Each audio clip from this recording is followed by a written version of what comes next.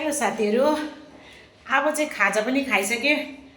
आज हाम्रो सन्डेको काम चाहिँ कति छ भने नि साथीहरू, कति छ। अस्ति पुराणमा जाँदाखेरिको चाहिँ साडीहरू क्या दुई तिनवटा जम्मा भइसकेको छ। अस्ति नै त धुएँ, आउँदै धुँदै गरेँ। यति हतार हुन्थ्यो नि, बेलुका आएर पाठ पूजा गर्दा ओर्दा बुढालाई खाना बनाएर दिँदा ओर्दा एकदम हतार हुन्थ्यो साथीहरू। आजदेखि त पुराण पनि सकियो। अन्त त्यहाँदेखिको साथीहरू मेरो चाहिँ यहाँ लुगा यस्तो थुप्रेको छ नि साथीहरू।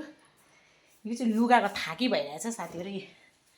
सब साडीहरू आज धुने हो। यो चाहिँ अस्ति लाउँदै जाँदै कथा सुन्यो, मजाले उफ्रियो पाफ्रियो है, नाच्यो, कीर्तन गान भजन सबै भयो, आनन्द भयो है। त्यहाँदेखिको अब चाहिँ यो काम छ है साथीहरू, निकै काम छ। बुहारीसँग घरहरू सफाइ गर्नु पनि उसँग पनि काम सघाइदिनै पर्छ, नानी सानो छ है साथीहरू।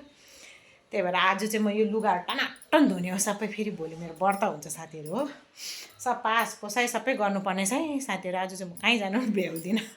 हिजोसम्म चाहिँ मस्ती भयो, कीर्तन भजनमा आनन्द भएपछि घरको केही पनि याद आउँदैन साथीहरू।